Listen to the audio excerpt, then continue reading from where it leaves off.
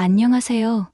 엄마 아빠들 오늘은 요양보호사로 일하고 계신 55세 강수희 씨가 들려주는 이 사연은 노인 돌봄의 현실과 가족 내에서 일어나는 노인 학대에 관한 이야기입니다. 전쟁을 겪고 평생 자식을 위해 희생한 이미자 어머니가 남편을 잃은 후 자신의 아들에게 겪게 되는 서글픈 현실, 우리 사회의 불편한 진실을 담은 이 이야기 함께 들어보시겠어요? 안녕하세요. 저는 55살 강수희입니다. 요양보호사로 일하고 있으며 충청도 작은 도시에서 어르신들을 돌보는 일을 하고 있습니다. 이 이야기는 2015년 제가 이미자 어머니와 고한철 아버지를 만나면서 시작된 일이에요. 2월의 추운 날씨였어요. 제 담당 선생님으로부터 새로운 어르신 댁에 방문해달라는 요청을 받았습니다. 장기요양 2등급을 받으신 이미자 어머니와 그 배우자분이셨죠. 처음 방문한 날, 그 집 앞에 서서 잠시 망설였던 기억이 납니다. 항상 새로운 분들을 만날 때면 긴장되거든요. 어떤 분들일까? 어떻게 하면 더 잘 도와드릴 수 있을까 하는 생각으로 가득 찼었죠. 문을 두드리자 안에서 누구세요? 라는 여성분의 목소리가 들렸어요. 제가 오늘부터 일하게 된 요양보호사라고 말씀드리니 천천히 문이 열렸고 그렇게 이미자 어머니를 처음 뵙게 되었습니다. 어머니는 75 정도 되셨을까요? 마른 체구에 약간 굽은 허리를 하고 계셨어요. 그런데도 눈빛만은 맑고 따뜻했습니다. 어서 오세요. 추운데 빨리 들어오세요. 집 안으로 들어가니 거실에는 휠체어에 앉아 계신 아버지가 텔레비전을 보고 계셨어요. 고한철 아버지셨죠. 625 참전용사라고 들었는데 전쟁 중에 발목을 잃으셔서 목발이나 휠체어로 생활하신다고 했어요. 아버지는 제게 무뚝뚝하게 고개만 끄덕이셨지만 그 눈빛에서 오랜 세월의 무게가 느껴졌습니다. 여기 앉으세요. 차라도 한 잔 드릴게요. 어머니가 부엌으로 가시는 모습을 보니 다리를 절뚝거리셨어요. 나중에 알게 된 사실이지만 어머니도 허리 디스크가 심하셔서 많이 아프셨던 거예요. 그런데도 매일 아버지를 돌보시느라 자신의 건강은 뒷전이었던 거죠. 그날부터 저는 매일 오전 10시부터 오후 2시까지 이 가정을 방문하게 되었어요. 주 5일 하루 4시간씩 아버지와 어머니를 도와드리는 게 제 임무였습니다. 아버지의 개인위생을 관리하고 식사를 준비하고 드시는 것을 도와드리고 약 복용도 챙겨드렸어요. 집안 청소도 어머니와 함께 했고요. 처음 일주일은 서로 어색했어요. 특히 아버지는 낯선 사람이 자신의 몸을 만지는 것을 불편해 하셨거든요. 하지만 점차 서로 익숙해지면서 아버지도 저를 편하게 대해 주셨어요. 어느 날은 휠체어를 밀어드리며 집 주변을 산책했는데 그때 아버지가 처음으로 웃으시는 모습을 봤습니다. 주희 씨, 고마워요. 내가 이렇게 바깥 공기를 자주 쐴 수 있을 줄 몰랐네. 그 말씀에 제 마음도 따뜻해졌어요. 요양보호사 일이 때로는 힘들지만 이런 순간들이 저를 계속 이 일을 하게 만드는 이유인 것 같아요. 어머니는 저와 함께 일하면서 조금씩 자신의 이야기를 들려주셨어요. 슬아의 아들 셋, 딸 하나를 두셨다고요. 큰아들 대철 씨와 둘째 중철 씨는 회사 일로 외국에 나가 살고 있다고 하셨어요. 가끔 전화는 오지만 명절에도 잘 오지 못한다며 서운해 하셨죠. 막내 아들 기태 씨는 다른 도시에 살고 있다고 했고요. 그런데 딸 이야기가 나올 땐 어머니의 목소리가 떨렸어요. 우리 선아는 몇 년 전에 하늘나라로 갔어. 더 이상 말씀하지 못하시고 눈물을 훔치셨어요. 한철 아버지는 거동이 불편하셔서 체위 변경이 중요했어요. 누워 계실 때는 2시간마다 자세를 바꿔드려야 했고 욕창 예방을 위해 마사지해드렸죠. 나중엔 주희 씨, 손이 약손이야. 라며 농담도 하셨어요. 어머니는 제가 일하는 모습을 유심히 지켜보시다가 어느 날 이렇게 말씀하셨어요. 수희 씨, 고마워요. 내가 혼자 남편 돌보는 게 너무 힘들었는데 당신이 오신 후로 마음이 한결 가벼워졌어요. 그 말에 제가 도움이 되고 있다는 사실이 기뻤어요. 매일 4시간, 그리고 그 시간이 지나도 마음은 항상 어머니, 아버지 댁에 있었어요. 다음 집에 가서도 아버지 약은 제때 드셨을까, 어머니 허리는 좀 나아지셨을까 생각했으니까요. 시간이 지날수록 저는 이 부부의 신뢰를 얻게 되었고 그들의 일상에 자연스럽게 녹아들었습니다. 어머니는 저를 가족처럼 대해주셨어요. 가끔 일을 마치고 가려고 하면 좀 더 있다가 라며 붙잡으셨죠. 그럴 때면 저는 시간이 허락하는 한 좀 더 함께 있었었지만 다음 집을 가야 할 날이면 떨어지지 않는 발걸음을 억지로 떼고 갈 수밖에 없어서요. 아버지의 건강 상태는 그리 좋지 않았어요. 심장질환이 있으셔서 약을 정확하게 복용하는 게 중요했죠. 저는 약통에 날짜별로 약을 정리해두고 어머니에게도 시간마다 드셔야 한다고 여러 번 설명드렸어요. 어머니는 항상 고개를 끄덕이셨지만 가끔 같은 질문을 반복하시는 모습이 보였어요. 그때는 몰랐지만 그게 치매의 초기 증상이었던 거예요. 2월이 지나갈 무렵 저는 이미 이 가정의 일원이 된 것 같은 느낌이 들었어요. 아버지의 습관, 어머니의 걱정거리, 집안의 구석구석까지 모두 익숙해졌거든요. 그리고 3월,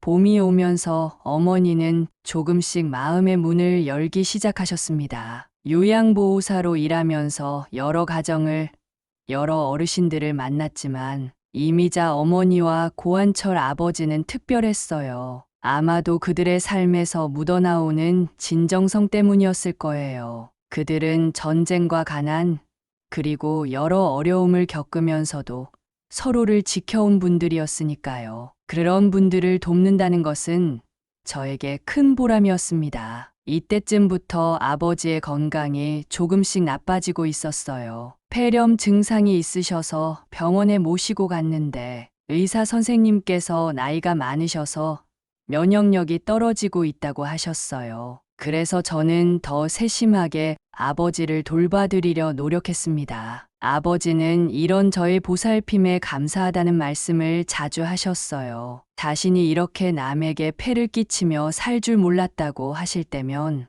저는 그런 말씀 마시라고 손을 꼭 잡아드렸습니다. 어르신들이 편안하게 지내시도록 돕는 게 제 일이라고 말씀드렸죠. 어머니의 허리 통증도 심해져서 매일 마사지를 해드렸어요. 병원에서 처방받은 파스를 붙여드리고 따뜻한 찜질도 해드렸죠. 어머니는 제가 마사지를 해드릴 때면 한결 편안해 보이셨어요. 저의 손길이 약손이라며 통증이 절반은 줄어든다는 말씀을 해주셨습니다. 어느 날 어머니와 함께 방 청소를 하다가 옷장 위에서 오래된 앨범 상자를 발견했어요. 어머니께 보여드리자 어머니의 눈이 반짝였습니다. 거실로 앨범을 가져와 아버지와 함께 앉았어요. 어머니가 조심스럽게 앨범을 펼치자 흑백 사진들이 나왔습니다. 젊은 시절의 이미자 어머니와 고한철 아버지였어요. 첫 페이지에는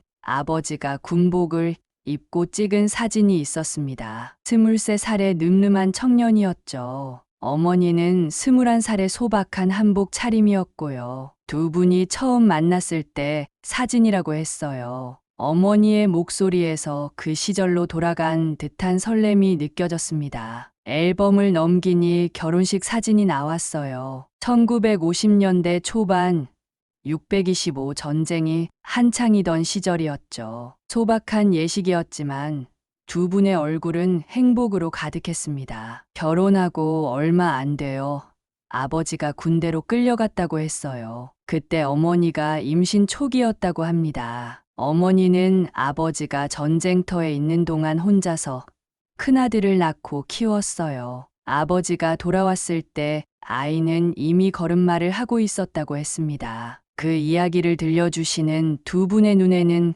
그 시절의 어려움과 그럼에도 이겨낸 강인함이 담겨 있었어요. 다음 페이지에는 아버지가 병원 침대에 누워있는 사진이 있었어요. 발목 한쪽이 없었고 어머니가 옆에서 지키고 있었죠. 전쟁 중에 지뢰를 밟아 발목이 날아가 버렸다고 했어요. 어머니는 아버지가 병원에서 1년을 넘게 있었다고 했어요. 그래도 살아 돌아온 것만으로도 감사했다고 말씀하셨습니다. 앨범을 더 넘기니 아이들이 자라는 모습이 담긴 사진들이 나왔어요. 큰아들 대철 씨, 둘째 중철 씨, 막내 기태 씨, 그리고 딸 선아 씨. 네 남매가 함께 찍은 사진에서 행복한 가족의 모습이 보였어요. 어머니는 아이들 넷을 키우느라 정말 고생이 많았다고 하셨어요. 아버지는 장애 때문에 일하기 힘들었기에 어머니가 이것저것 일을 많이 하셨다고 합니다. 그래도 아이들 대학까지는 다 보냈다며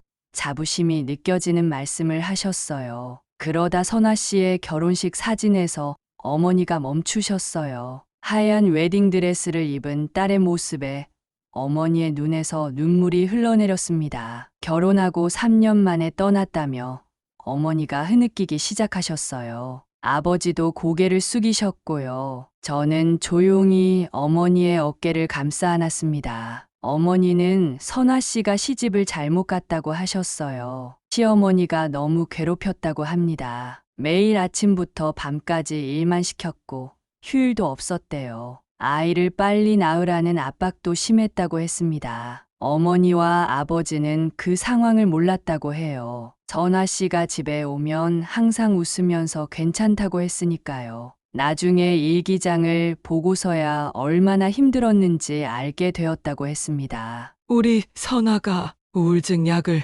너무 많이 먹어버렸어요. 어머니의 이 한마디에 방 안의 공기가 무거워졌습니다. 딸을 지키지 못했다는 자책감이 어머니의 어깨를 짓누르고 있는 게 보였어요. 아버지는 어머니의 손을 꼭 잡아주셨고 두 분의 슬픔이 방 안에 가득했습니다. 저는 그저 함께 있어드리는 것밖에 할 수 없었어요. 그날 이후로 저는 어머니와 아버지를 더 깊이 이해하게 되었습니다. 그들이 겪은 상실과 아픔, 그리고 그럼에도 불구하고 서로를 의지하며 살아온 강인함이 느껴졌어요. 그러면서 어머니의 기억력 문제가 점점 더 눈에 띄기 시작했어요. 같은 질문을 여러 번 반복하시거나 방금 했던 대화를 잊어버리시기도 했죠. 처음에는 나이 때문이라고 생각했는데 물건을 어디에 두었는지 기억 못하는 일이 잦아지고 가끔은 제 이름도 혼동하셨어요. 수희 씨가 아닌 선화라고 부르기도 하셨습니다. 아버지도 어머니의 변화를 느끼셨는지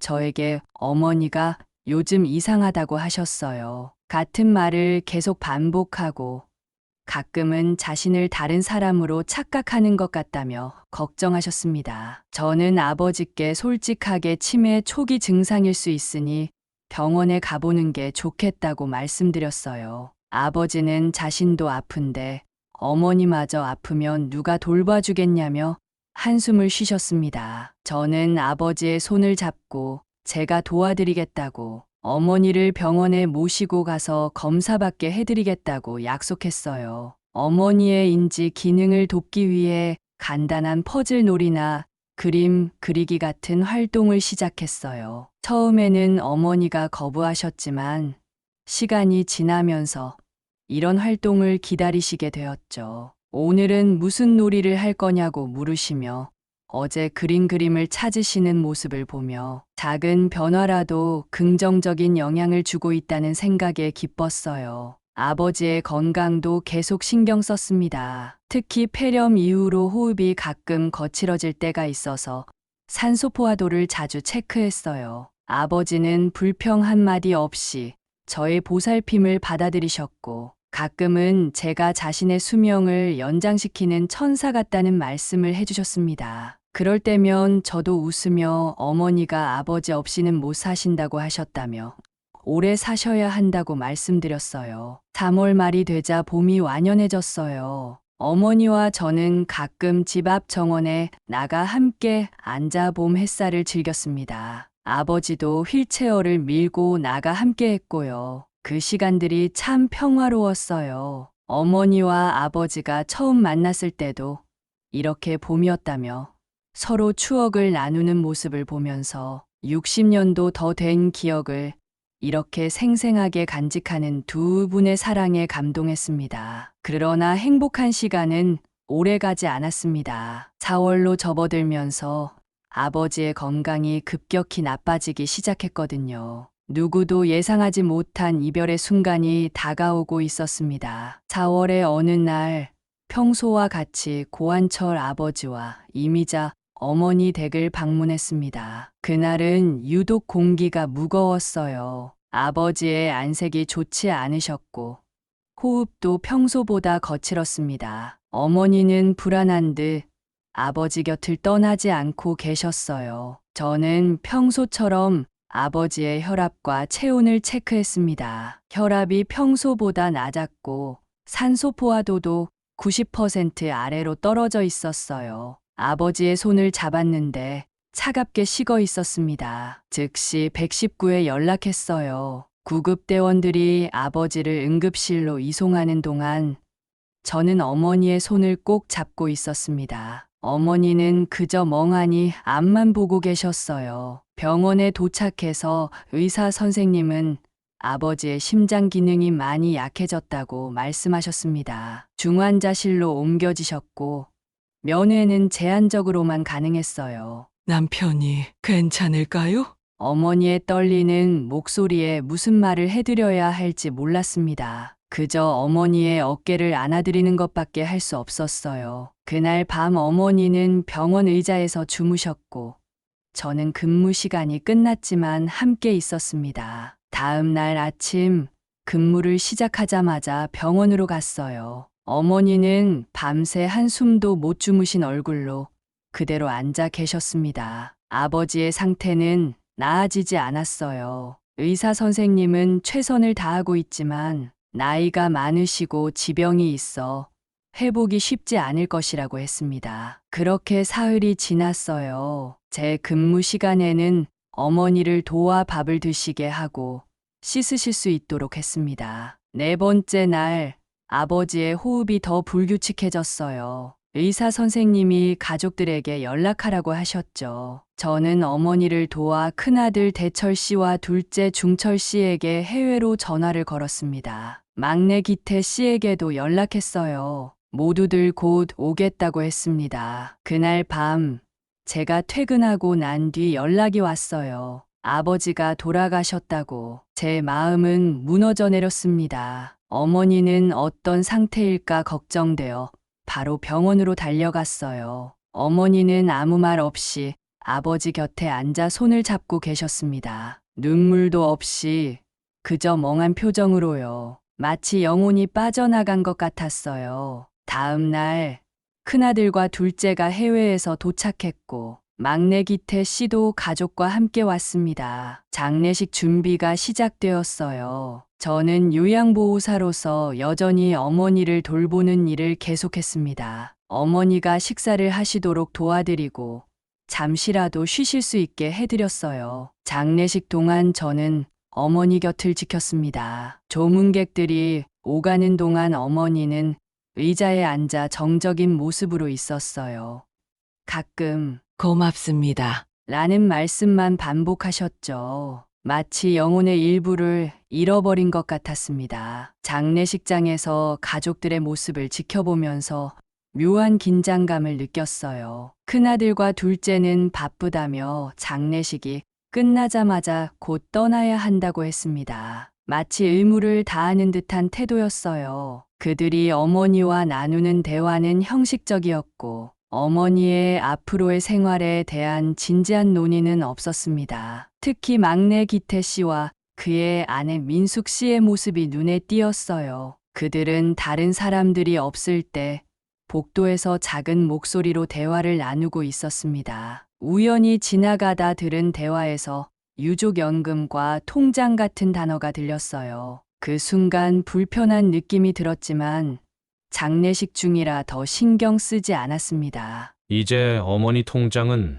내가 관리해야겠어. 어머니도 나이가 있으시니 돈 관리하기 힘드실 거야. 기태 씨의 이 말에 민숙 씨가 고개를 끄덕이는 모습을 보았습니다. 어머니는 그 자리에 없었고 그들은 제가 지나가는 것을 보지 못했어요. 장례식이 끝나고 아버지를 모시고 납골당으로 가는 날, 어머니는 처음으로 눈물을 보이셨어요. 60년 넘게 함께한 반려자를 떠나보내는 순간, 그제서야 현실을 받아들이신 듯 했습니다. 그 모습을 보며 저도 눈물이 났어요. 큰아들과 둘째는 곧바로 공항으로 향했습니다. 어머니, 저희가 해외에 있어서 자주 찾아뵙지 못할 것 같아요. 기태가 어머니를 잘 모실 거예요. 라는 말만 남기고요. 어머니는 고개만 끄덕이셨습니다. 그날 저녁, 기태 씨는 어머니에게 다가와 말했어요. 어머니,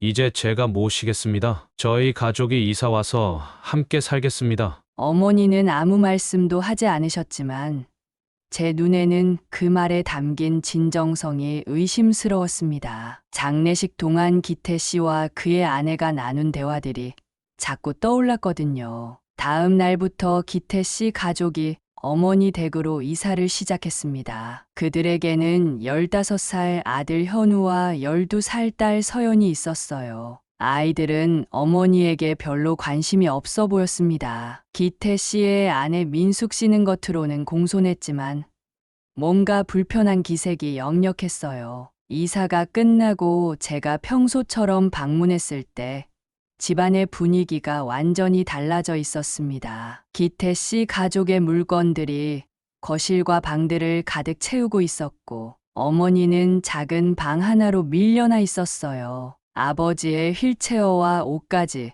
등은 모두 치워져 있었습니다. 어머니는 평소보다 더 혼란스러워 보이셨어요. 치매 증상이 더 심해진 것 같았습니다. 아침에 일어나 돌아가신 남편을 위해 밥을 차리려 하시는 모습을 보았어요. 민숙 씨는 그런 어머니를 귀찮다는 듯 대했고 기태 씨는 직장에 나가 있어 집에 없는 시간이 많았습니다. 그렇게 4월이 지나가면서 저는 이 가정의 변화를 지켜보았습니다. 아버지의 죽음으로 어머니는 의지할 곳을 잃었고 치매 증상은 더욱 심해졌습니다. 요양보호사로서 저는 어머니를 돕기 위해 최선을 다했지만 가족의 변화에 개입할 수는 없었습니다. 다만 불안한 예감이 들었어요. 기태 씨와 그의 아내가 진정으로 어머니를 생각하는 것 같지 않았거든요. 5월로 접어들면서 제가 우려했던 변화의 조짐들이 하나둘 나타나기 시작했습니다. 5월이 되자 집 앞 정원에는 모란꽃이 만개했습니다. 예전에는 어머니가 그 꽃을 보며 행복해 하셨는데 이제는 창가에 멍하니 앉아 바깥을 바라보기만 하셨어요. 아버지가 돌아가신 지 한 달이 지나면서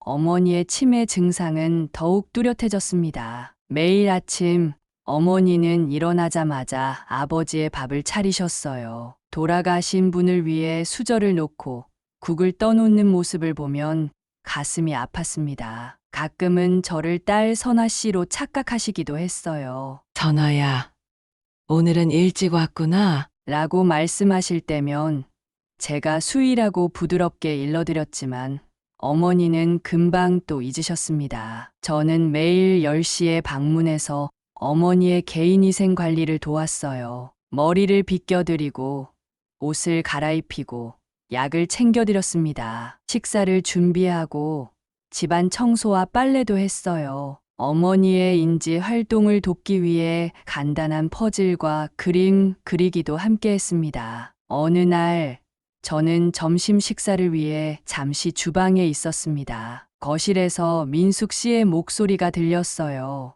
어머니, 그 그릇 내려놓으세요. 깨뜨리시면 어떡해요? 정말 귀찮게 하시네. 그 목소리의 차가움과 불친절함에 깜짝 놀랐습니다. 저는 조용히 주방 문 옆에 서서 상황을 지켜보았어요. 어머니는 무언가를 찾다가 그릇을 꺼내놓은 것 같았는데 민숙 씨는 어머니의 손에서 그릇을 거칠게 빼앗아 찬장에 넣고 있었습니다. 어머니의 표정은 당혹스러움과 슬픔이 뒤섞여 있었어요. 이런 상황이 처음이 아니었습니다. 기태 씨와 민숙 씨, 그리고 그들의 자녀들은 어머니를 불편한 존재로 여기는 듯 했어요. 아이들은 어머니를 무시했고, 민숙 씨는 어머니가 있는 공간을 피했습니다. 기태 씨는 직장 때문에 늦게 들어오는 경우가 많아 상황을 잘 모르는 것 같았어요. 5월 중순의 어느 날 어머니의 방에 들어갔을 때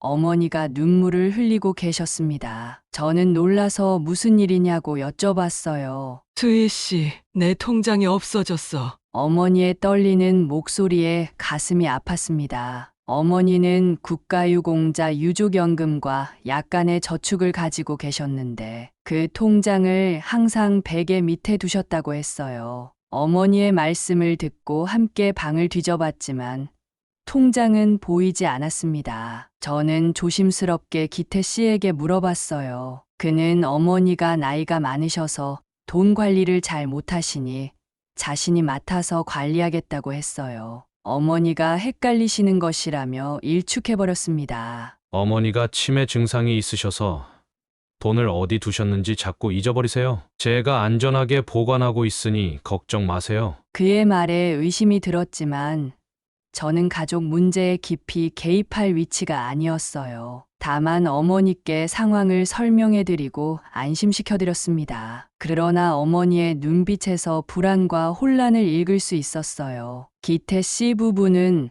어머니의 방을 점점 더 작은 공간으로 제안했습니다. 처음에는 넓은 방을 쓰셨는데 아이들 방이 좁다며 어머니를 작은 방으로 옮겼어요. 아버지의 유품들도 대부분 정리되어 창고로 들어갔습니다. 어머니는 남편의 사진 한 장만 간직한 채 좁은 방에서 지내셨어요. 어머니의 식사 시간도 변했습니다. 전에는 거실 식탁에서 함께 식사하셨는데 이제는 방에서 혼자 드시게 되었어요. 민숙 씨는 어머니가 음식을 흘리거나 천천히 드시는 것이 불편하다고 했습니다. 저는 어머니가 외롭지 않도록 제가 있는 시간에는 함께 식사하려고 노력했어요. 5월 말 어머니의 건강 상태가 조금 악화되었습니다. 혈압이 높아졌고 자주 어지럽다고 하셨어요. 저는 기태 씨에게 병원에 모시고 가야 한다고 말했지만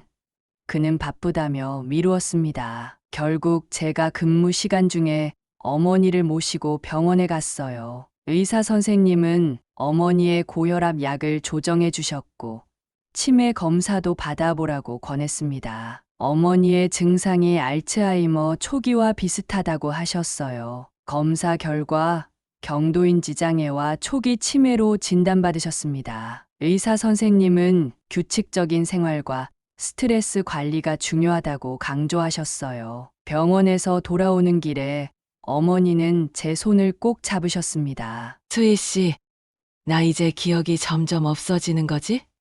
남편도 기억 못하게 될까봐 무서워. 어머니의 그 말씀에 저는 가슴이 찢어지는 듯 했어요. 불안해하시는 어머니를 위로해드리며 제가 있는 한 어머니를 잘 돌봐드리겠다고 약속했습니다. 집에 돌아와 기태 씨에게 병원 결과를 알려드렸어요. 어머니의 치매 진단과 함께 적절한 케어가 필요하다고 설명했습니다. 하지만 기태 씨는 그저 고개만 끄덕일 뿐 별 관심이 없어 보였어요. 민숙 씨는 아예 자리를 피했고요. 기태 씨 집으로 변한 이 집에서 어머니는 점점 더 외로워지셨습니다. 아버지가 계실 때는 서로 의지하며 살았는데 이제는 가족 속에서도 고립된 듯 했어요. 어머니의 방은 마치 섬처럼 멀게 느껴졌습니다. 저는 어머니가 좀 더 활기를 찾으실 수 있도록 매일 작은 활동들을 계획했어요. 상가에 앉아 바깥 풍경을 보며 이야기 나누기,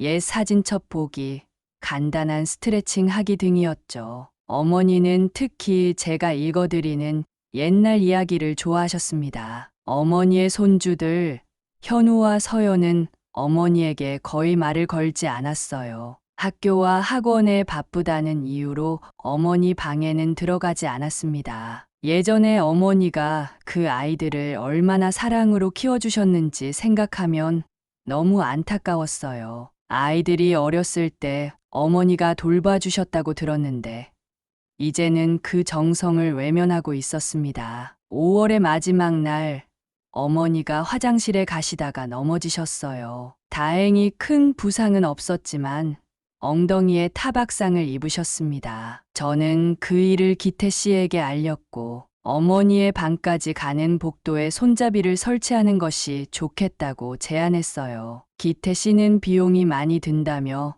망설였습니다. 요즘 경기가 안 좋아서 한번 알아보긴 하겠습니다. 그렇게 5월이 지나갔습니다. 어머니의 상태는 더 나빠졌고 기태 씨 가족과의 갈등은 더 깊어졌어요. 저는 어머니를 위해 할 수 있는 일이 점점 제한되는 것 같아 답답했습니다. 6월의 시작과 함께 날씨는 점점 더워졌습니다. 저는 어머니의 건강 상태를 더욱 면밀히 관찰하게 되었어요. 매일 혈압과 혈당을 체크하고 약을 제때 드시는지 확인했습니다. 어머니의 고혈압은 계속 걱정거리였고 치매 증상도 조금씩 진행되고 있었어요. 제가 아침에 방문할 때면 어머니는 이미 깨어 계셨습니다. 항상 창가에 앉아 밖을 바라보시거나 돌아가신 아버지의 사진을 보고 계셨어요. 어떤 날은 절 알아보지 못하기도 했지만 대부분은 반갑게 맞아주셨습니다. 6월 초의 어느 날 기태 씨가 평소보다 일찍 집에 돌아왔어요. 저는 어머니와 함께 오후 차를 마시고 있었는데 기태 씨가 거실로 들어와 어머니에게 말을 건넸습니다. 어머니, 제가 출퇴근하기가 너무 힘드네요. 차가 너무 오래돼서 자주 고장나고 새 차를 하나 마련하면 어떨까 해요. 어머니는 잠시 기태 씨를 바라보시더니 대답하셨어요. 그래? 차가 많이 낡았구나. 얼마나 필요하니? 기태 씨는 마치 기다렸다는 듯이 곧바로 금액을 말했어요. 3천만 원이라는 결코 적지 않은 금액이었습니다. 어머니는 잠시 생각하시는 듯 했지만 결국 고개를 끄덕이셨어요. 기태 씨의 얼굴에 미소가 번졌습니다. 저는 그 광경을 지켜보며 불편한 마음이 들었어요. 어머니는 치매 초기 증상으로 판단력이 흐려진 상태였고 기태 씨는 그걸 이용하는 것처럼 보였거든요. 하지만 가족 문제에 개입할 위치가 아니라 침묵할 수밖에 없었습니다. 다음 날 기태 씨는 어머니를 모시고 은행에 갔어요. 저도 함께 갔는데 기태 씨는 제가 밖에서 기다려 달라고 했습니다. 1시간쯤 지나 그들이 나왔을 때 어머니는 혼란스러워 보였어요. 집으로 돌아오는 길에 어머니는 제게 작은 목소리로 말씀하셨습니다. 수희 씨, 내가 방금 무슨 일을 한 거지?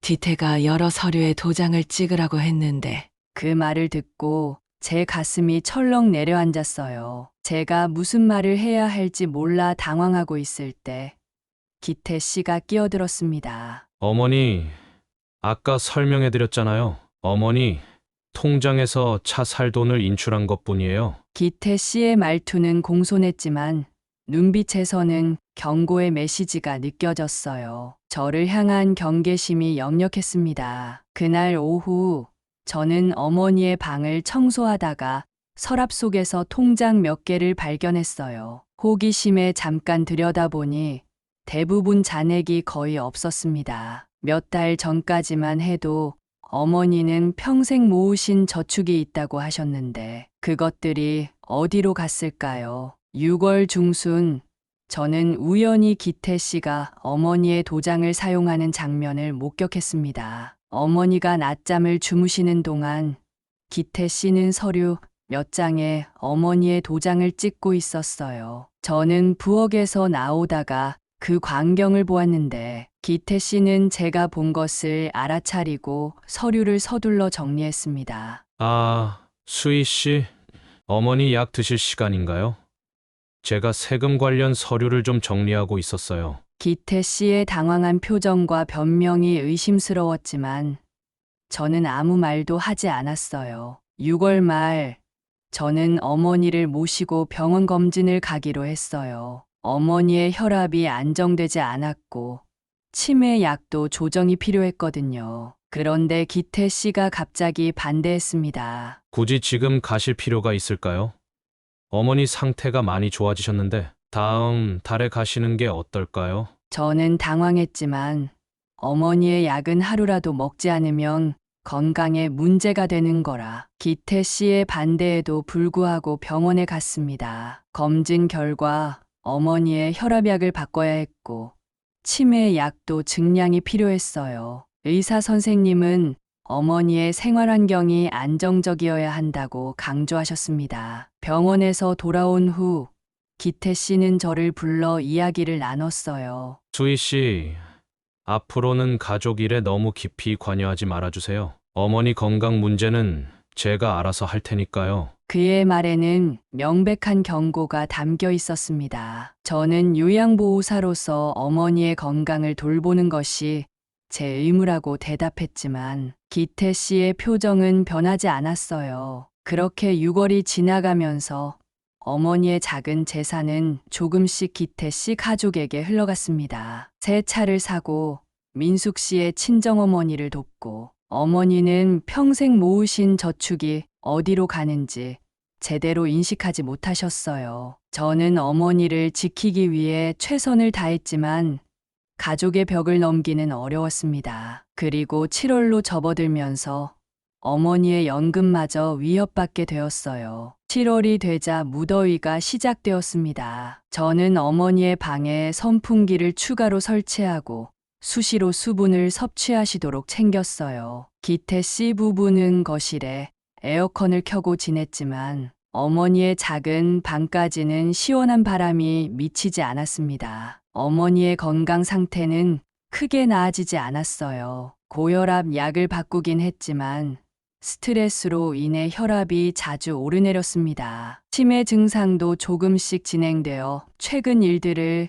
금방 잊어버리셨고 가끔은 현재와 과거를 혼동하기도 하셨어요. 7월 초 기태 씨와 민숙 씨가 심각한 표정으로 대화하는 것을 우연히 듣게 되었습니다. 그들은 경제적 어려움에 대해 이야기하고 있었어요. 기태 씨의 사업이 잘 되지 않는다는 내용이었고 민숙 씨는 아이들 교육비가 너무 많이 든다고 불평했습니다. 어느 날 기태 씨가 어머니의 방으로 들어가 오랜 시간 이야기를 나눴습니다. 저는 주방에서 식사를 준비하고 있었지만 어머니 방에서 기태 씨의 목소리가 점점 높아지는 것을 들었어요. 어머니, 그 상가는 관리하기 너무 힘들어요. 세입자들이 자꾸 불평하고 건물도 오래되어 수리할 때가 많아요. 제가 대신 관리해드릴게요. 어머니의 작은 목소리로 대답하는 것이 들렸지만 정확히 무슨 말씀을 하셨는지는 알 수 없었어요. 한참 후에 기태 씨가 방에서 나왔는데 만족스러운 표정이었습니다. 그의 손에는 몇 장의 서류가 들려 있었고 어머니의 도장도 보였어요. 다음 날 저는 어머니께 어제 일에 대해 조심스럽게 물어봤습니다. 어머니는 혼란스러운 표정으로 대답하셨어요. 기태가 상가 관리가 힘들다고 자기가 대신 해준대. 뭐 서류에 도장을 찍으라고 했는데 내가 잘 기억이 안 나네. 저는 어머니께 어떤 서류였는지 더 물어보려 했지만 어머니는 기억하지 못하셨어요. 그저 아들이 하는 일이니 괜찮을 거라고 하셨습니다. 저는 마음이 불편했지만 어머니를 더 혼란스럽게 하고 싶지 않아 더 이상 묻지 않았어요. 7월 중순이 지나자 어머니는 점점 더 걱정스러운 모습을 보이셨습니다. 어느 날 아침 어머니가 저를 부르셨어요. 수희 씨, 이상해. 상가에서 오는 돈이 이제 안 들어와. 내가 매달 받던 임대료가 기태가 관리한다더니. 어머니의 말씀을 듣고 걱정이 되었지만 어떻게 도와드려야 할지 막막했어요. 기태 씨에게 직접 물어보기로 했습니다. 그날 두 번째 집까지 근무가 끝나고 퇴근하면서 기태 씨에게 전화로 상가에 대해 물었어요. 기태 씨, 어머니께서 상가 임대료가 들어오지 않는다고 걱정하세요. 혹시 무슨 일이 있나요? 기태 씨는 잠시 당황한 듯 했지만 곧 침착하게 대답했습니다. 아, 그거요? 임대료는 정상적으로 들어오고 있어요. 다만 어머니 생활비와 병원비로 다 쓰이고 있죠. 어머니가 치매 증상이 있으셔서 자꾸 잊어버리시는 것뿐이에요. 저는 더 물어보고 싶었지만 기태 씨가 서둘러 전화를 끊어버렸습니다. 7월 말 어머니의 건강이 더 악화되었어요. 밥을 잘 드시지 않고 밤에 잠을 제대로 주무시지 못했습니다. 저는 어머니의 식사를 특별히 신경 써서 준비했고 수분 섭취도 자주 체크했어요. 하지만 어머니의 우울한 기분을 바꾸기는 어려웠습니다. 한 번은 어머니가 제게 작은 목소리로 말씀하셨어요. 수희 씨, 나 이제 돈이 없어. 평생 모은 돈이 다 어디로 갔지? 어머니의 말씀에 가슴이 아팠지만 저는 어떻게 도움을 드려야 할지 몰랐어요. 요양보호사로서 어머니의 개인위생과 건강을 돌보는 것은 가능했지만 가족 내 재산 문제에 개입하는 것은 한계가 있었습니다. 7월의 마지막 날, 제가 어머니 방에서 청소를 하고 있을 때 기태 씨가 들어왔습니다. 그는 제가 서랍을 정리하는 것을 보고 불편한 기색을 내비쳤어요. 수희 씨, 어머니 물건은 제가 알아서 정리할게요. 요양보호사는 청소와 식사 준비, 목욕 도움만 해주시면 됩니다. 그의 말에는 분명한 경계선이 그어져 있었어요. 저는 고개를 끄덕였지만 마음속으로는 더욱 경계하기로 결심했습니다. 어머니가 점점 더 취약해지고 있었고 기태 씨 가족은 그것을 이용하고 있었거든요. 그렇게 7월이 지나갔습니다. 어머니의 상가는 사실상 기태 씨에게 넘어갔고 임대 수입도 어머니에게 가지 않았어요. 어머니의 생활은 점점 더 궁핍해졌고 수십 년 동안 모아온 재산은 기태 씨 가족에 의해 하나둘 사라져갔습니다. 8월의 무더위는 기태 씨네 집안의 분위기만큼이나 견디기 힘들었습니다. 매일 아침 어머니 댁에 도착할 때마다 저는 어머니의 작은 방이 얼마나 덥고 답답한지 확인했어요. 창문을 열고 선풍기를 틀어드리는 것이 제 첫 번째 일이 되었습니다. 어머니의 건강 관리는 여전히 제 가장 중요한 임무였어요. 매일 약을 챙겨드리고 혈압을 체크하고 식사를 준비해드렸습니다. 특히 더운 여름철에는 탈수 예방을 위해 수시로 물을 마시게 해드렸어. 어머니는 점점 말씀이 줄어들고 계셨지만 제가 건네는 물은 항상 감사히 받아드셨습니다. 8월 첫째 주가 지날 무렵 기태 씨가 또 다른 계획을 실행에 옮겼어요. 어느 날 아침 그는 어머니 방에 들어가 이야기를 나누기 시작했습니다. 저는 주방에서 어머니의 아침 식사를 준비하고 있었지만 그들의 대화가 들렸어요. 어머니, 이제 제가 어머니 연금도 관리해 드리는 게 좋겠어요. 요즘 어머니가 기억력이 많이 떨어지셔서 돈 관리하기 힘드실 테니까요. 어머니는 처음에는 저항하셨어요. 국가유공자 유족연금은 아버지의 희생으로 받는 것이고 자신의 유일한 수입원이었기 때문이죠. 하지만 기태 씨는 계속해서 어머니를 설득했습니다. 치매 증상이 있으니 돈을 잃어버릴 수도 있고 사기를 당할 수도 있다는 말로요. 결국 어머니는 기태 씨의 설득에 넘어가셨어요. 그날 오후 기태 씨는 어머니를 데리고 은행에 갔습니다. 저도 함께 가려 했지만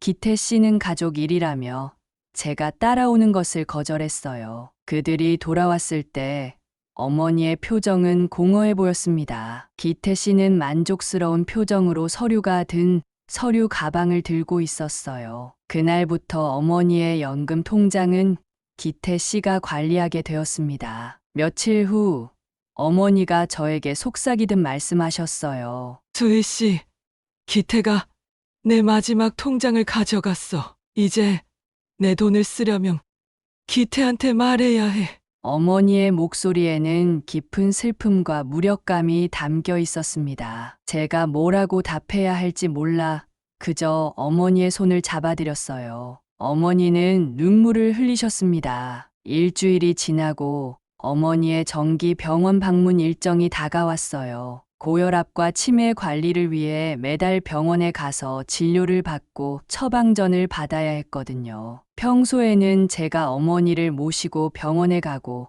처방전을 받아 약국에서 약을 타오곤 했습니다. 저는 기태 씨에게 병원비와 약값을 위한 돈이 필요하다고 말씀드렸어요. 기태 씨는 불편한 표정을 지었습니다. 이번 달에도 병원에 가야 해요? 지난달에 갔잖아요.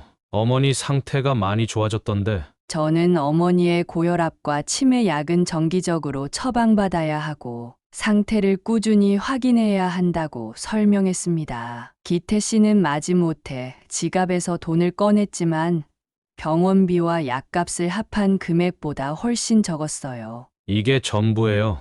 요즘 집안 형편이 어려워서. 결국 저는 제 돈을 보태서 어머니를 병원에 모시고 갔고 처방받은 약도 제가 다 계산했습니다. 병원에서 돌아온 후 영수증을 기태 씨에게 보여드리며 환불을 요청했지만 그는 나중에 정산하겠다고 하며 미뤘어요. 이런 일이 반복되면서 저는 어머니의 병원비와 약값 그리고 필요한 물품들을 종종 제 돈 해결하게 되었습니다. 기태 씨에게 영수증을 보여드려도 그는 항상 나중에 정산하겠다고 미루다가 결국 잊어버리곤 했어요. 8월 중순 기태 씨는 본격적으로 어머니의 용돈을 제한하기 시작했어요. 매달 연금에서 10만 원만 어머니에게 주고 나머지는 모두 자신이 관리한다고 했습니다. 어머니는 그 돈으로 한 달을 지내셔야 했어요. 어머니, 이 돈으로 필요한 거 사세요. 다 쓰셨으면 저한테 말씀하시고요. 다음 달까지 아껴 쓰셔야 해요. 기태 씨의 이 말에 어머니는 아무 말도 하지 못하셨어요. 그저 고개를 끄덕이실 뿐이었죠. 10만 원으로 한 달 동안 필요한 모든 것을 사기엔 턱없이 부족했습니다. 특히 평소에 좋아하시던 과일이나 간식, 작은 생필품조차 살 수 없게 되었어요. 어느 날 어머니가 기태 씨에게 더 돈이 필요하다고 말씀하셨어요. 손톱깎이가 필요하고 오래 신던 실내화도 새로 사야 한다고요. 하지만 기태 씨는 냉정하게 거절했습니다. 어머니, 방금 드린 돈을 벌써 다 쓰셨어요?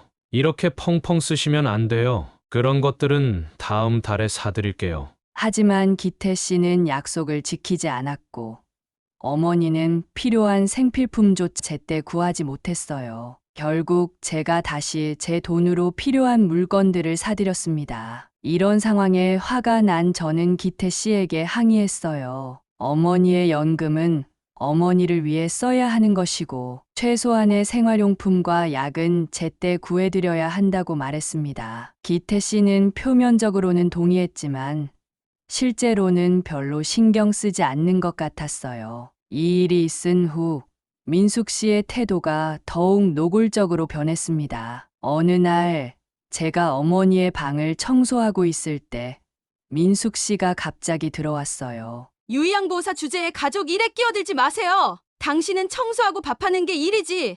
우리 가정사에 간섭할 권리 없어요. 민숙 씨의 날카로운 말에 저는 충격을 받았지만 침착하게 대응했습니다. 저는 어머니의 건강과 복지를 위해 최선을 다하는 것뿐이라고 설명했어요. 하지만 민숙 씨는 코웃음을 치며 방을 나갔습니다. 8월 마지막 주, 기태 씨는 휴가를 떠났어요. 가족들과 함께 해외여행을 간다고 했습니다. 어머니는 집에 혼자 남겨졌고 저는 평소처럼 4시간 근무 후 떠나야 했어요. 다행히 이웃에 사는 친절한 아주머니가 가끔 어머니를 확인해 주시기로 했습니다. 기태 씨 가족이 없는 동안 어머니는 오히려 더 편안해 보이셨어요. 조금 더 말씀도 많아지시고 미소를 지으시기도 했습니다. 저는 어머니를 위해 특별히 맛있는 음식을 해드리고 가끔은 함께 집 주변을 산책하기도 했어요. 11월 본격적인 겨울이 성큼 다가오자 어머니의 건강이 뚜렷하게 나빠졌습니다. 관절통이 심해지셨고 걷기도 예전보다 힘들어 하셨어요. 평소보다 더 자주 어지럼증을 호소하셨고 기력도 많이 떨어져 보였습니다. 저는 매일 어머니의 신체 활동을 도와드리고 근력 유지를 위해 간단한 스트레칭도 함께 했어요. 의사 선생님이 권고하신 대로 규칙적인 운동이 필요하다고 판단되어 어머니에게 근처 공원 산책을 제안했습니다. 처음에는 어머니도 좋아하셨어요. 신선한 공기를 마시며 천천히 걷는 것이 기분 전환에도 도움이 될 것 같았습니다. 그런데 제가 기태 씨에게 어머니의 산책 계획을 말했을 때 그는 단호하게 반대했어요. 안 됩니다. 어머니가 밖에서 넘어지면 부끄러우니까 집에서 조용히 쉬시는 게 좋을 것 같습니다. 저는 적절한 운동이 어머니의 건강에 얼마나 중요한지 설명했지만 기태 씨는 들으려 하지 않았어요. 실제로는 이웃들에게 어머니의 상태가 알려지는 것을 꺼렸던 것 같습니다. 어머니의 치매가 주변에 알려지면 창피하다고 생각했던 거죠. 그래서 저는 기태 씨 몰래 어머니를 가끔 동네 한 바퀴 산책시켜 드렸어요. 어머니는 그 시간이 정말 행복해 보이셨습니다. 햇볕을 쬐며 걷는 동안 어머니의 표정이 밝아지는 것을 볼 수 있었어요. 하지만 어느 날 이웃 주민이 산책 중인 어머니와 저를 보고 기태 씨에게 말했나 봅니다. 그날 저녁 기태 씨는 매우 화가 난 상태로 저를 불렀어요. 제가 분명히 안 된다고 했는데 왜 어머니를 밖에 데리고 나갔어요? 앞으로는 절대 밖에 나가지 마세요. 이런 일이 또 있으면 요양보호사를 바꿔달라고 할 겁니다. 그의 분노와 위협에 저는 속상했지만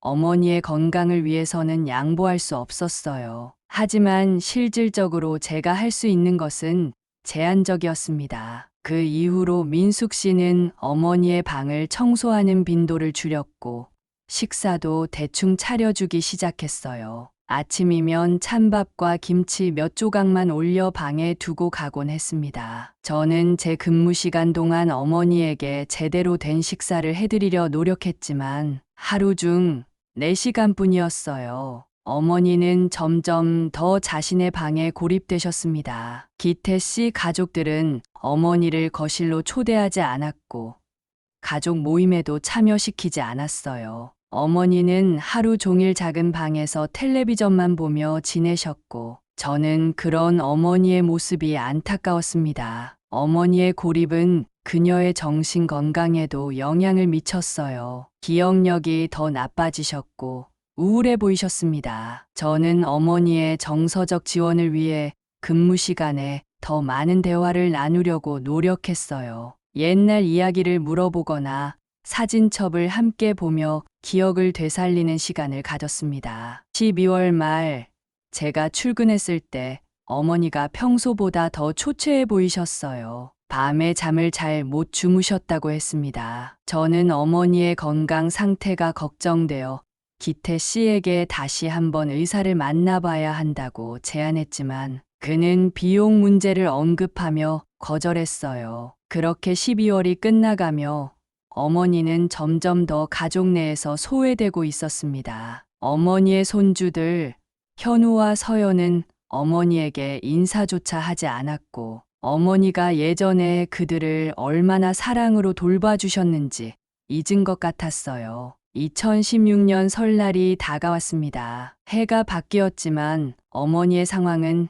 나아지지 않았어요. 오히려 겨울철 한파로 관절통이 더 심해지셨고 방 안에 갇혀 지내는 시간이 길어지면서 우울감도 깊어졌습니다. 설날을 닷새 앞두고 저는 어머니께 명절 준비에 대해 여쭤봤어요. 어머니는 해외에 있는 큰아들과 둘째 아들이 명절에는 오지 않을까 하는 희망을 보이셨어요. 수희 씨, 설날에는 대철이랑 충철이도 올까? 아이들 용돈도 준비해야 하는데. 어머니의 눈에서 잠시 반짝임이 보였습니다. 저는 뭐라고 대답해야 할지 망설였어요. 기태 씨는 형들이 오지 않을 거라고 했지만 어머니의 희망을 꺾고 싶지 않았거든요. 요양보호사지만 저도 명절간 가족들 아이들을 봐야 하기에 어머니를 혼자 두고 가야 한다는 생각에 마음이 무거웠어요. 휴무 전날 어머니의 약을 정리해두고 필요한 물품들을 준비해 두었습니다. 식사도 최대한 많이 준비해서 냉장고에 넣어 두었어요. 어머니, 5일 동안 못 뵙겠네요. 명절 잘 보내세요. 제가 11일에 다시 올게요. 어머니는 저를 붙잡고 싶어 하는 눈빛이었지만 그저 고개를 끄덕이셨어요. 제 마음도 아팠지만 어쩔 수 없는 일이었습니다. 설 연휴가 끝나고 저는 평소처럼 9시에 어머니 댁에 도착했습니다. 현관문을 열자마자 이상한 냄새가 코를 찔렀어요. 집 안으로 들어서자 끔찍한 광경이 펼쳐졌습니다. 거실과 복도 바닥은 배변으로 더럽혀져 있었고 어머니의 방에서는 더 심한 악취가 풍겼어요. 방문을 열자 침대에 누워 계신 어머니가 보였습니다. 창백한 얼굴로 탈진해 계셨고 침구와 옷이 모두 오염되어 있었어요. 어머니, 괜찮으세요? 어머니는 제 목소리에 겨우 눈을 떴지만 대답하지 못했습니다. 저는 먼저 어머니를 씻기고 깨끗한 옷으로 갈아입혔습니다. 어머니의 몸은 차갑고 약했으며 입술은 말라 갈라져 있었어요. 탈수 상태가 명확했습니다. 어머니를 정리한 후 집안 청소를 시작했어요. 모든 더러운 침구와 옷을 세탁하고 바닥을 소독했습니다. 작업 중간에 급히 기태 씨에게 전화를 걸었어요. 기태 씨, 큰일 났어요. 어머니 상태가 매우 안 좋습니다. 지금 당장 병원에 모셔야 해요. 기태 씨는 한참 후에야 집에 도착했습니다. 어머니의 상태를 본 그의 표정은 놀란 듯 했지만 곧 방어적인 태도로 바뀌었어요. 설 전에는 괜찮으셨는데 저도 몰랐어요. 연휴 동안 가끔 확인했는데 별일 없으셨어요. 명백한 거짓말이었습니다. 집안 상태로 보아 어머니는 며칠 동안 방치되었음이 분명했어요. 저는 화가 났지만 지금은 어머니의 건강이 우선이었습니다. 지금 당장 병원에 가야 해요. 어머니가 심각한 상태예요. 우리는 어머니를 병원으로 모셨고 의사 선생님은 심각한 탈수 상태와 장 폐색 초기 증상이라고 진단했습니다. 어머니는 즉시 입원 치료를 받게 되었어요. 환자분이 심각한 탈수 상태입니다. 배변 활동 후 제대로 씻지 못하고 장시간 방치된 것 같은데 어떻게 된 일인가요? 의사의 질문에 기태 씨는 말을 더듬었습니다. 저는 의사를 따로 만나 상황을 자세히 설명했고 의사 선생님은 이 사안의 심각성을 이해하는 듯 했어요. 기태 씨에게 강하게 항의했습니다. 어떻게 어머니를 이렇게 방치할 수 있어요? 명절 내내 혼자 두셨던 거잖아요. 기태 씨는 변명했습니다. 바빠서 자주 확인 못했어요. 내가 어떻게 알았겠어요? 병원에서는 어머니가 최소 일주일은 입원해야 한다고 했습니다. 저는 근무 시간 동안 병원에서 어머니를 돌봤고 기태 씨는 병원비를 걱정하며 불만을 표했어요. 어머니는 병원 중환자실에서 사흘을 보내고 일반 병실로 옮겨졌습니다. 탈수와 장 폐색 초기 증상에 더해 영양실조와 전반적인 쇠약 상태도 심각했어요. 의사 선생님은 장기간의 관리 소홀이 누적된 결과라고 지적했습니다. 저는 매일 정해진 근무 시간인 10시부터 2시까지 병원에서 어머니를 돌봤어요. 더 있고 싶지만 다음 집을 가봐야 해 어쩔 수 없었습니다. 어머니의 개인위생을 관리하고 식사를 도와드리고 약을 챙겨드렸습니다. 병원 침대에 누워 계신 어머니는 예전보다 더 작고 연약해 보이셨어요. 입원 일주일째 입원 수속을 밟는 과정에서 기태 씨는 병원비 때문에 계속 인상을 찌푸렸습니다. 보험 서류를 작성하면서도 계속 불평했어요. 어머니는 그런 아들의 모습을 침대에서 조용히 지켜보고 계셨습니다. 눈에는 깊은 슬픔이 담겨 있었어요. 병원 생활이 이어지면서 어머니의 기력은 조금씩 돌아오기 시작했습니다. 어느 날 저와 단둘이 있을 때 어머니가 제 손을 꼭 잡으셨어요. 평소보다 또렷한 눈빛으로 저를 바라보며 말씀하셨습니다. 수희 씨, 내가 부탁 하나 해도 될까? 저는 고개를 끄덕였어요. 어머니는 떨리는 목소리로 계속하셨습니다. 내가 걸을 수 있을 때까지는 자네가 날 좀 꼭 봐줘. 난 집에 가고 싶어. 내가 죽어도 내 집에서 죽고 싶어. 어머니의 간절한 부탁에 제 눈에서 눈물이 흘렀습니다. 저는 꼭 그렇게 하겠다고 약속드렸어요. 하지만 현실은 그리 녹록지 않았습니다. 이번 열흘째 되던 날, 기태 씨와 민숙 씨가 병원에 함께 왔습니다. 그들은 복도에서 오랫동안 의사와 이야기를 나눴고, 그 후 어머니의 병실로 들어왔어요. 기태 씨는 평소와 다른 어딘가 결연한 표정이었습니다. 민숙 씨는 그 뒤에서 냉랭한 눈빛으로 저를 바라보고 있었어요. 수희 씨, 잠시 밖에서 이야기 좀 할까요? 복도로 나간 저에게 기태 씨는 더 이상 제 서비스가 필요하지 않다고 말했습니다. 어머니는 이제 요양원으로 모시기로 했어요. 의사 선생님도 수문의 시간 돌봄이 필요하다고 하셨거든요. 그러니 이제 수희 씨는 더 이상 오지 않아도 됩니다. 오늘이 마지막 근무일이에요. 말문이 막혔습니다. 어머니와의 약속이 떠올랐어요. 걸을 수 있을 때까지 곁에 있어 달라는, 집에서 생을 마감하고 싶다는 간절한 부탁이. 하지만 어머니께서는 집에 돌아가길 원하셨어요. 제가 도와드리겠다고 약속했는데 기태 씨의 표정이 굳어졌습니다. 더 이상 가족 일에 개입하지 마세요. 어머니의 상태는 우리가 가장 잘 알고 있습니다. 그들의 결정은 확고해 보였습니다.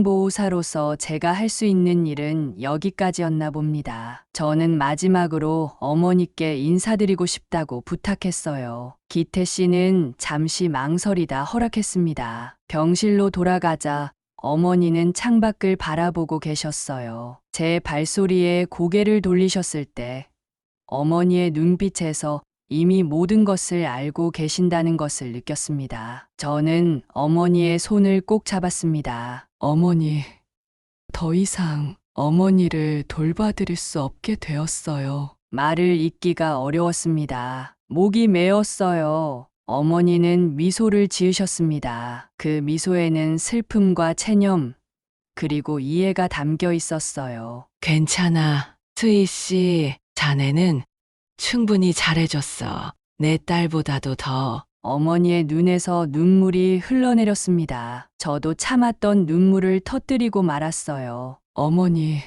정말 죄송해요. 제가 더 잘했어야 했는데. 어머니는 천천히 고개를 저으셨어요. 아니야, 자네는 최선을 다했어. 내가 고마워. 우리는 한동안 말없이 손을 잡고 있었습니다. 창밖으로 햇살이 들어와 병실을 밝게 비추고 있었어요. 수희 씨, 어머니가 마지막으로 제 이름을 부르셨습니다. 행복하게 살아. 저는 고개를 끄덕였어요. 눈물 때문에 어머니의 얼굴이 흐릿하게 보였습니다. 어머니도 건강하세요. 제가 꼭 다시 찾아뵐게요. 그것이 거짓말인 줄 알면서도 마지막 희망처럼 말했습니다. 병실을 나서는 발걸음이 무거웠어요. 문 앞에서 뒤돌아보니 어머니는 다시 창밖을 바라보고 계셨습니다. 작은 새 한 마리처럼 병상에 웅크리신 모습이 가슴을 아프게 했어요. 요양보호사를 하면서 가장 힘든 점은 이런 거예요. 대상자들의 가정사정을 속속들이 알게 되면서도 할 수 있는 일이 너무 제한적이라는 사실이요. 매일 4시간씩 그 집에 들어가 어르신들과 시간을 보내다 보면 온갖 일들이 보여요. 기태 씨 같은 자식들이 부모님의 재산을 착취하는 모습, 치매 증상이 있는 어르신을 방치하는 일, 노인학대에 가까운 행동들까지 모든 걸 목격하지만 가족이 아니라는 이유로 개입할 수 없는 경우가 너무 많습니다. 신고한다 해도 증거가 부족하거나 어르신들이 자식 이야기라며 말리시곤 해요. 그럴 때마다 무력감을 느껴요. 노인복지센터에 상담해도 가정 내 문제라며 적극적으로 나서지 않고요. 이미자 어머니는 제게 특별했어요. 그분의 눈빛에서 보았던 따뜻함과 그분이 겪은 인생의 무게, 그리고 자식들에게 버려진 마지막 나날들. 제가 더 많은 시간 함께하고 싶었지만 요양보호사는 정해진 시간만 일할 수 있어요. 어떤 때는 집에 돌아와서도 어르신들 생각에 밤잠을 설치기도 해요. 내가 오늘 떠난 후에 어르신이 어떻게 지내실까? 식사는 제대로 하실까? 약은 챙겨 드실까? 그런 걱정들이 머릿속을 맴돌죠. 요양보호사로 일하면서 가장 큰 아픔은 돌봐드리는 어르신들의 삶에 깊이 들어가 그들의 모든 아픔을 알게 되면서도 그 아픔을 덜어드릴 수 있는 권한은 주어지지 않는다는 점입니다. 그저 지켜볼 수밖에 없는 현실이 때로는 견디기 힘들어요. 병원을 나오면서 창문 너머 어머니의 실루엣을 마지막으로 바라봤습니다. 제가 할 수 있는 일이 이것밖에 없다는 것이 너무나 안타까웠습니다. 여기까지 강수요양보호사님의 이야기였습니다. 엄마 아빠들 평생을 자식을 위해 살아온 부모님이 무년에 겪는 소외와 상처, 우리 사회에 숨겨진 아픔이 아닐까 싶네요. 오늘 이야기를 통해 많은 분들이 우리 주변 어르신들의 삶에 관심을 가져주셨으면 합니다. 어쩌면 내 부모님 혹은 우리 이웃의 이야기일 수도 있으니까요. 작은 관심과 따뜻한 말 한마디가 누군가에겐 큰 위로가 될 수 있습니다. 이 이야기가 마음에 와닿으셨다면 좋아요와 구독하기 버튼도 눌러주세요. 여러분의 응원이 더 의미 있는 이야기를 발굴하는 원동력이 됩니다. 다음 시간에 새로운 사연으로 찾아올게요. 엄마 아빠들, 오늘도 행복한 하루 보내세요. 사랑합니다.